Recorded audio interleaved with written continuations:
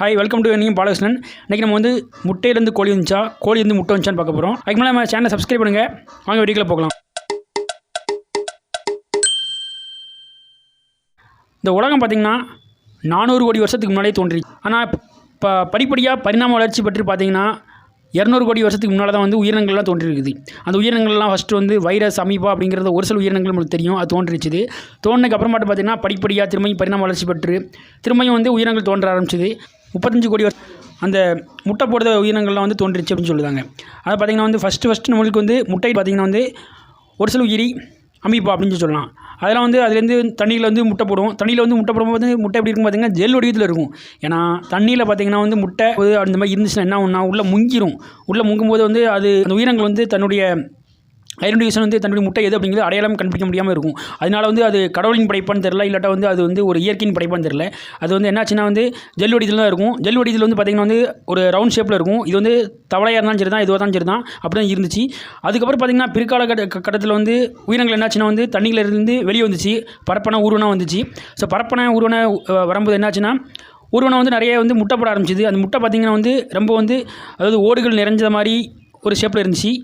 முதல்ல வந்து முட்டை வந்து ரவுண்டாக இருந்திருக்கலாம் அப்படின்னு சொல்லியிருக்காங்க. ஏன்னா ரவுண்டாகவும் இருந்திருக்குது. உயிரினங்கள் வந்து முட்டை போட்டதுக்கு அப்புறமாட்டு அதோடைய காலிலே வந்து மிதிப்பட்டு பாதி முட்டைகள் வந்து அழிய நிறைய வாய்ப்புகள் இருந்திருக்குது. அழிஞ்சும் போயிருக்குது. அந்த முட்டை போடுதுன்னா அதில் வந்து கொஞ்சம் உயிரினங்கள் மட்டும் தான் தப்பிச்சிருக்குது. ஒரு உதாரணத்துக்கு வந்து ஒரு 100 முட்டை போடுதுன்னா அதில் வந்து 80% வந்து அதில் முட்டை போயிருது, 20% வந்து தப்பிச்சு இருந்திருக்குது. அதுக்கப்புறம் காலப்போக்கில் பார்த்திங்கன்னா அந்த ரவுண்டான முட்டை என்னாச்சுன்னா ஓவல் ஷேப்பில் மாறி இருக்குது. ஓவல் ஷேப்பில் மாறும்போது என்னாச்சுன்னா முட்டைகள் வந்து பாதுகாக்கப்பட்டிருக்குது. பாதுகாக்கப்பட்டிருந்த உடனே என்ன படியாக பரிணாம வளர்ச்சிக்கு ஆரம்பிச்சிருக்குது. ஆனால் முதல்ல வந்து முட்டையிலேருந்து வெளிவந்த உயிரினங்கள் நம்ம பார்க்கும்போது வந்து அதாவது இந்த ஊர்வனை சொல்லுவாங்களா, அந்த ஊர்வனை இதில் வந்து பார்த்திங்கன்னா வந்து அதாவது டிராகன் சொல்லுவாங்க. அந்த டிராகன் வரிசையில் ஐயோ முதல்ல வந்து முட்டையிலேருந்து வெளிவந்தது நம்ம வந்து எதை சொல்லலாம் வந்து பார்த்திங்கன்னா வந்து டைனோசரஸை சொல்லலாம். ஸோ டைனோசரஸ் தான் வந்து இது ஆதி காலத்தில் தோன்றியிருக்குது. அதோடைய பரிணாம வளர்ச்சி தொடர்ந்து இருந்திருக்குது. ஏன்னா அது வந்து கால சூழ்நிலைக்கு ஏற்ப வந்து தன்னை வந்து மாறுபடுத்தி கொள்ளாமல் இருக்கிறனால என்னாச்சுன்னா வந்து அழிஞ்சிருச்சுது. ஸோ இதை வந்து நம்ம வந்து டார்வினுடைய பரிணாம கொள்கையில் வந்து நம்ம வந்து பார்க்க முடியுது. அது வந்து காலப்போக்கத்தில் மறுகி என்ன ஆச்சுன்னா வந்து அதே ஷேப்பில் இப்போ இருக்கிற அந்த கோழிகள், இந்த ஈமு கோழிகள் நிறைய இதை பார்த்திங்க அதே ஷேப்பில் தான் இருந்திருக்குது. ஸோ வந்து அந்த முட்டையிலேருந்து தான் வந்து அது அப்படியே பரிணாம வளர்ச்சி வந்து அப்படியே தொட்டு வந்துருக்குது. அதுக்காண்டி அந்த டைனோசரஸ் தான் அந்த கோழி வகையை சேர்ந்ததுன்னு சொல்ல வரல, அந்த ஷேப்பில் இருந்திருக்குது. ஸோ இந்த மாதிரியா போய் இருந்திருக்குங்கிறது விஞ்ஞானிகள் வந்து கண்டுபிடிச்சிருக்கிறாங்க. அதுக்கப்புறம் என்னாச்சுன்னா பார்த்திங்கன்னா இந்த முட்டைகளில் போட இருக்கும்போது வந்து முட்டைகள்லாம் உருவாகிருக்குது. நிறைய விலங்கினங்கள் இப்போ வந்து உதாரணத்துக்கு வந்து ஏதோ ஒரு இப்போ சின்ன ஒரு உயிரினமாக இருக்கும்போது முட்டை போட்டு வந்து வெளியே வந்து ஒரு சில இறை தேடத்தை கொண்டு வெளியே போயிடுது. ஆனால் வந்து இந்த ஊர்வனை இந்த டிராகன், இந்த டினோசரஸ் போன்ற இந்த விலங்கினங்கள்லாம் என்ன ஆச்சுன்னா வந்து அப்படியே ஊர்ந்து வந்து பசியில் இருக்கும்போது என்ன ஆச்சுன்னா முட்டையை அப்படியே முழுங்கிடுது. ஸோ இது மூலமாக நிறைய முட்டைகள் வந்து அழிக்கப்படுதுன்னு. இதுலேயும் வந்து என்ன ஆச்சுன்னா வந்து ஒரு 100% வந்து பார்த்திங்கன்னா வந்து ஒரு 80% மட்டும் தான் அழிஞ்சிருது, 20% மட்டும் தான் பாதுகாக்கப்படுது. அந்த மாதிரி இருந்திருக்குது.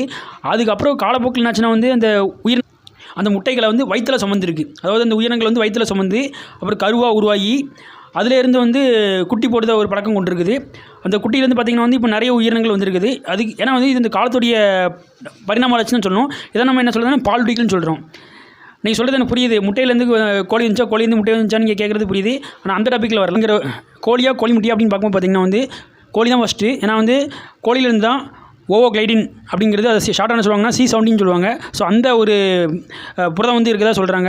ஏன்னா வந்து கோழி வந்து என்னாச்சுன்னா வந்து கோழியிலேருந்து இந்த முட்டை வருது, அப்புறம் முட்டையிலேருந்து கோழி வருது. இப்போ வர்றது வந்து அப்படி தான் வந்துட்டு இருக்குது தொட்டு. முதல் கோழி எப்படி இருக்குன்னா வந்து முற்கோழியிலேருந்து வந்திருக்கும். அந்த முற்கோழி இன்னொரு முற்கோழியிலேருந்து வந்திருக்கும். அப்படின்னு பார்க்கும்போது பார்த்திங்கன்னா வந்து தொட்டு வரும்போது பார்த்திங்கன்னா வந்து கோழி முட்டை. ஏன்னா நான் சொல்கிறது இந்த OC17 வந்து அந்த கோழியிலேருந்து தான் வந்துச்சு. ஸோ அதனால் என்ன சொல்கிறேன்னா வந்து ஃபஸ்ட்டு கோழி தான் வந்துருக்குது.